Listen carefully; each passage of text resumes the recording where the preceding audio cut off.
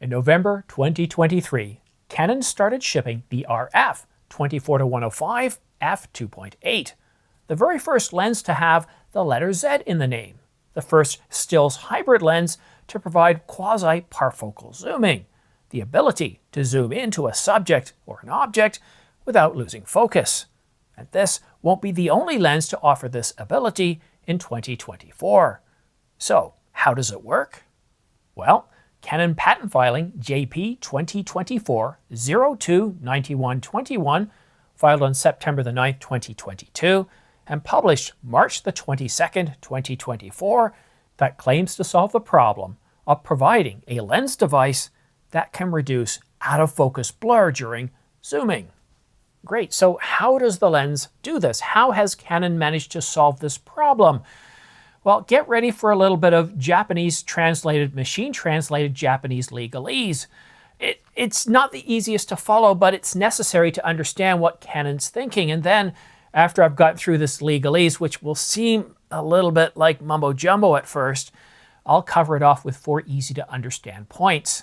According to the patent, a lens device includes an optical system, including a focus lens group and a zoom group, as well as a control unit configured to control the driving of the focus lens group. The track information indicates a relationship between the position of the zoom lens group and the position of the focus lens group. That is, in focus at the position of the zoom lens group by acquiring a detection position of the zoom lens group from the zoom position detection unit. Reading the machine-translated Japanese legalese engineering jargon gives me a headache every time. That's why I always start off by sticking my head in an ice-cold bucket of water. That's one of the reasons why my head looks this way. But all joking aside, after a couple of hours of reviewing this patent application from a contextual, conceptual, and then down to a logical level, I was able to come up with 4 very simple points that explains what this patent is doing and how Z lenses are able to achieve this parfocal or quasi-parfocal zooming. The first point to understand is the construction of the lens. The lens has 2 groups. One group for focusing, and this is what makes things sharp in focus, and the other group for zooming, making things look closer or further apart. So pretty simple so far, right? We have essentially 2 groups of lenses. All right, now let's talk about the control unit. The control unit is responsible for, as the name would imply, controlling the focusing group. It's responsible for keeping track of the zoom group's movements. Okay, again, pretty simple. In this case, we have a control unit, and it's responsible for the movements of the focusing group, keeping track of it, understanding where it is in relation to, well, keeping focus, right? So 2 points down, just 2 more to go. Not only is the control unit responsible for keeping track of the movement of the zooming group, it uses this information to predict, and this is important here, to predict where the zooming group will be next. And based on this prediction, it decides where to move the focusing group to keep the image sharp, whether you're zooming in or zooming out. So the 4th and final point is, as you pick up the Canon EOS R5, R6, or any other camera equipped with a 24-105 f2.8Z, as you start to zoom, the control unit is predicting which way you're moving, whether you're moving closer or further away from the subject, whether you're moving to 105 millimeters or 24 millimeters, and is able to control it based on its predictions to keep the image sharp. And it does a very good job of this. It isn't parfocal. It's what we would consider quasi-parfocal zooming. If you actually wanted a parfocal lens, like this one here, cinema lenses cost a lot more, a whole lot more. But for the rest of us, those of us that aren't working on the next big Netflix picture, or maybe working for Hollywood or Hollywood North, this is a much better way of getting parfocal zooming, or what I like to call quasi-parfocal zooming. It's almost there, and it does a pretty good job without making these lenses that much more expensive. And yes, I get it, $29.99 is very expensive. But based on what we're hearing from Canon rumors, there's going to be other lenses coming out with the Z in the name, meaning that they're quasi-parfocal zooming, and they're going to cost considerably less. Some of the lenses, not even L-series lenses. So going back to the patent application, let me ask you a very simple question. Have I succinctly and clearly summarized the purpose of this patent and how it works? And if you're nodding yes, then that means I've accomplished my goal. But if you're not, if you're shaking your head saying, I still don't understand how this really works, then let me know in the comment section down below. But I do have one thing else for you. At the end of this video, I have all the diagrams, all the blueprints that were provided with this patent application summarized right at the end, and maybe you can take a deep dive through those, or even take a look at the patent application yourself. It isn't the easiest read. When I first came across these patent applications, I started using machine translation. I thought, oh wow, Google Translate will simplify this for me, and it didn't, because even though I had translated, the original document was written in what we consider to be, well, written by lawyers and engineers. And if you take an engineering document and then you have a lawyer work with the engineer to write a document, the last thing you get is anything that is clear, succinct, and coherent. Well, it is to other lawyers and engineers, but to people like you and I, it's like reading one of those end-user license agreement for Microsoft Word or their latest product or operating system, only a whole lot worse. So I hope I've done a pretty good job here to sum this up and to simplify the purpose of the patent, but also how it goes about doing what it does, using basically two groups, that focusing group and a control unit, to be able to predict the path of where you're going. So if you're zooming into the subject, it goes, okay, they're zooming in. So based on how quickly you're moving that zoom ring, it's able to predict and to be able to keep things in focus. And that is really terrific. It's really nice. That really benefits an awful lot of us. Now, for photographers, it's not really that big of a deal. It's not that big of a deal at all. In fact, you can probably just ignore it.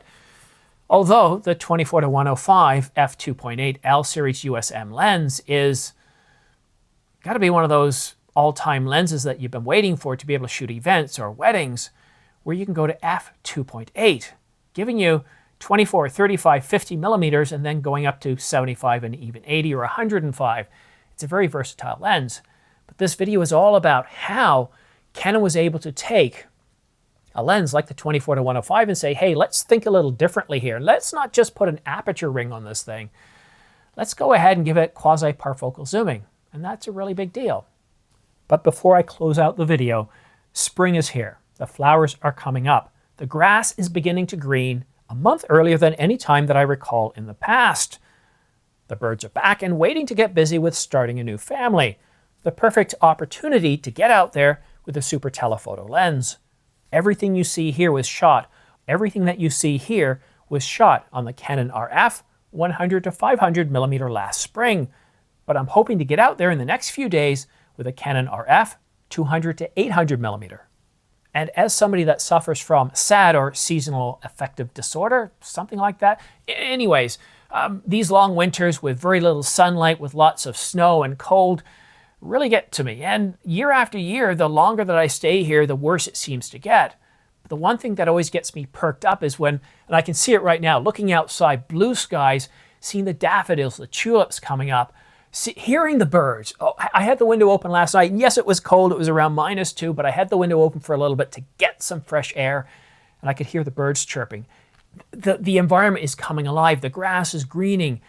And with Easter coming up this weekend, with Good Friday, actually on Friday, obviously, as the name would imply, I have a nice long weekend. I have 4 days off, and I hope, based on the predictions of the weather, it's looking like it's going to be a mostly sunny week, to get out there with a 200 to 800 millimeter. Normally I would take the 100 to 500, but I haven't really been able to use the 200 to 800 a whole lot since I got it back in December, because we're in the deep freeze here. But I'm looking forward to getting out there. And Kathy, I hope you do have your 200 to 800 to get out there by the ocean to shoot whatever comes across your purview, whatever you happen to capture with your lens. I love this time of year. I really do. And it gets me excited. It gets me thinking that, oh, I live in a really nice area, because I do. It's beautiful here. There's lots of wildlife. It's just that 8 long months of winter, of cold, of dark, of never seeing anything green.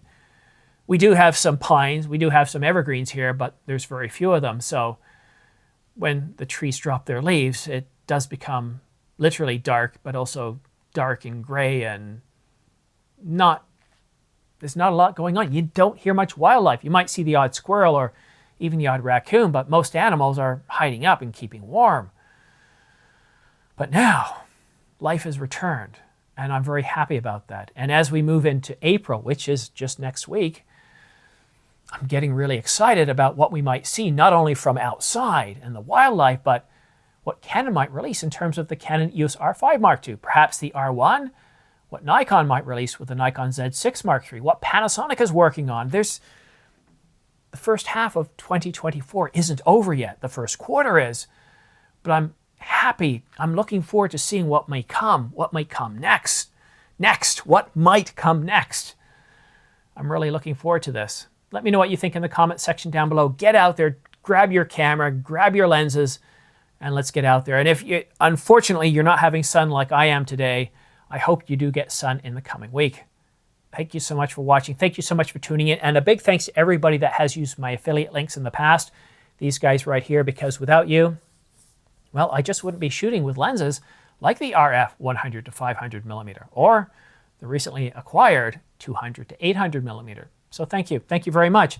And for those of you that have not used my affiliate links, they don't cost you anything at all. Nothing. You don't have to go through any steps. You just click on the links in the description that I have, these guys right here, and you don't have to pay anything extra, and I get a small commission back of anywhere from 2 to 12%. But that's it for now. Have yourself a great week, and we'll see you again soon.